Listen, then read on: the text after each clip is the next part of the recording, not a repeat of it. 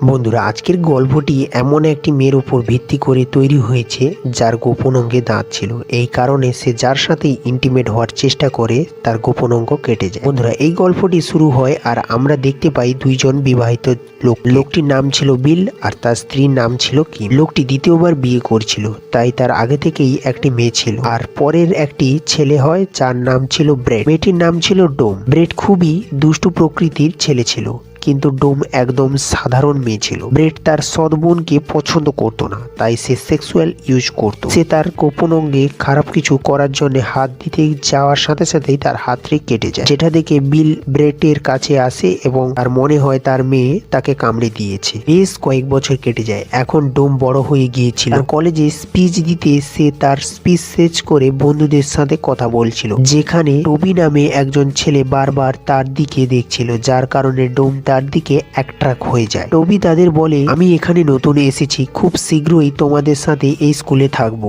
যার পরে আমরা ক্লাসরুমের ভিউ দেখতে পাই, যেখানে শিক্ষক মেল আর ফিমেলের ব্যাপারে পড়াচ্ছিল। ক্লাস শেষ হওয়ার পর ডোম, টবি আর তার বন্ধুরা মিলে সিনেমা দেখার জন্য থিয়েটারে যায়। এটা ছিল ডোমের ভাই আর তার গার্লফ্রেন্ড। তার গার্লফ্রেন্ড তাকে ক্ষতচিহ্নর ব্যাপারে জিজ্ঞেস করে। সে বলে ছোটবেলায় তার বোন তাকে কামড়ে দিয়েছে। দ্বিতীয় দিন ডোম তার বাকি বন্ধুদের সাথে ঘোরার জন্য জঙ্গলে গিয়েছিল, যেখানে নদীর ধারে একটি গুহা দেখতে পায়। এখন তারা দুইজন নদীর কিনারায় বসে কথা বলছিল, যেখানে ডোম টবিকে বলে সে এখনো ভার্জিন রয়েছে আর বিয়ের পরই সে তার স্বামীর সাথে ইন্টিমেট হবে।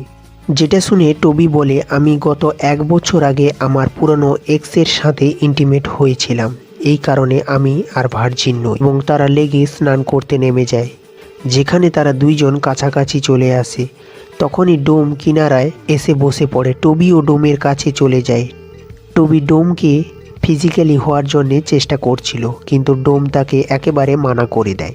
কিন্তু সে তার সাথে ইন্টিমেট হতে চাইছিল। সে তাকে বারণ করছিল, কিন্তু সে তার কথা শোনে না।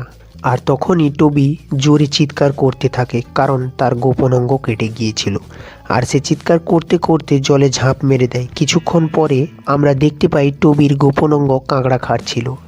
এটা দেখে ডোম বুঝতে পারে টবি এখন মারা গিয়েছে। ডোম তার রিংটি ফেলে দেয়। সে তার বায়োলজি বইয়ে থাকা মেল ফিমেলের বইয়ের চ্যাপ্টারে ছবি দেখে আশ্চর্য হয়ে থাকে। আর সে ইন্টারনেটে এসে গোপন অঙ্গের ব্যাপারে তথ্য জোগাড় করতে থাকে, যেখানে সে জানতে পারে অনেক বছর আগে মেয়েদের গোপন অঙ্গে দাঁত ছিল, কিন্তু বর্তমানে 100% মহিলার মধ্যে 1% মহিলার থাকে। ডোম এটা পড়ে খুবই ভয় পেয়ে যায় এবং সে নিজের ওপর সন্দেহ করতে থাকে। তখনই সে তাড়াতাড়ি ডাক্তারের কাছে যায় এবং ডাক্তারকে বলে তার গোপন অঙ্গ চেক আপ করাতে। যার পর ডাক্তার তার গোপন অঙ্গ চেক আপ করছিল, কিন্তু বাইরে থেকেই সে সব কিছুই স্বাভাবিক মনে করছিল। তারপর সে যখন ভিতরে চেক করতে যাওয়ার জন্যে হাতটি ভিতরে ঢোকায়, যার কারণে ডোমের অনেক ব্যথা লাগে। আর সে ডাক্তারকে বলে তার হাত বাইরে নিতে, কিন্তু তার আগেই ডাক্তারের হাত কেটে যায়। এখন ডাক্তার যন্ত্রণায় মাটিতে পড়ে যায় এবং চিৎকার করতে থাকে, যেটা দেখে ডোম অনেকটা ভয় পায় এবং সেখান থেকে বাড়িতে চলে আসে। বাড়িতে এসে দেখে তার মা তার নিচে পড়ে রয়েছে, কিন্তু তার ভাই অন্য রুমে তার গার্লফ্রেন্ডের সাথে এনজয় করতে ব্যস্ত ছিল।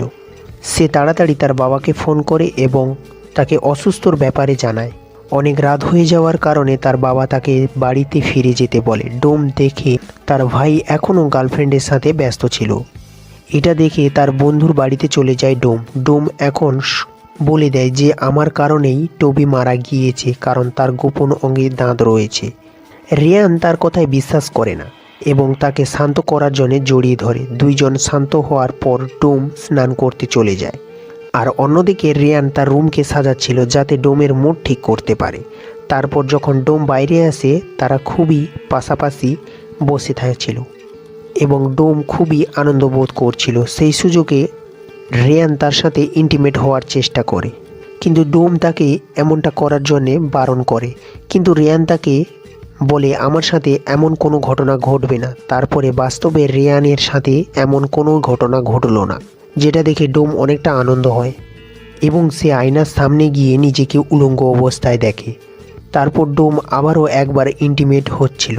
তখনই রিয়ানের কাছে তার বন্ধুর কল আসে। সে তাকে বলে সে তার সাথে একটি শর্ত লাগিয়েছিল, যেখানে ডোমের সাথে ইন্টিমেট হতে হবে। রিয়ান তার বন্ধুদের বলে এই শর্তটি আমি জিতে গিয়েছি। এটা শুনে ডোম অনেকটা রেগে যায়। তারপর রিয়ানেও গোপন অঙ্গ কেটে যায়, যেটা থেকে আমরা জানতে পারি ডোম তার নিজের ইচ্ছায় ইন্টিমেট হলে কোনো কিছুই হয় না, কিন্তু তার ইচ্ছার সত্ত্বেও যদি তাকে জোর করে ইন্টিমেট হয় তাহলে তার গোপন অঙ্গ কেটে যায়। তারপর ডোম জানতে পারে তার মা মারা গিয়েছিল। তারপরে তার বাবা ব্রেড এর রুমে যায় এবং তাকে বাড়ি ছেড়ে চলে যেতে বলে, কিন্তু ব্রেড তার বাবার কোনো কথায় রাজি ছিল না, যার কারণে দুইজনের মধ্যে গণ্ডগোল হতে শুরু করে। ব্রেড তার পোষা কুকুরকে তার বাবার ওপরে ছেড়ে দেয়। কুকুরটি তার বাবাকে কামড়ে দেয়, যার কারণে ব্রেড বলে আমি ডোমকে অনেকটাই পছন্দ করতাম, কিন্তু তুমি আমার মাকে বিয়ে করে তুমি ডোমকে আমার বোন বানিয়ে দিয়েছিল, এই কারণে আমি তোমাদেরকে ঘৃণা করি। ব্রেড এর গার্লফ্রেন্ড বিলকে হাসপাতালে নিয়ে যায় এবং সেখানে ডোম তাকে জিজ্ঞেস করে আমার বাবার কি হয়েছিল। তখনই ব্রেডের গার্লফ্রেন্ড ডোমকে বলে এমন অবস্থা আমার বয়ফ্রেন্ড ডোমই করেছে, কেননা সে তার মা বাবার ওপর ঘৃণা করে, আর তোমার মায়ের মৃত্যুর জন্যও ব্রেড ছিল দায়ী। এটা শুনে ডোম অনেকটাই রেগে যায় এবং তার উপরে প্রতিশোধ নেওয়ার জন্যে সে বাড়িতে আসে।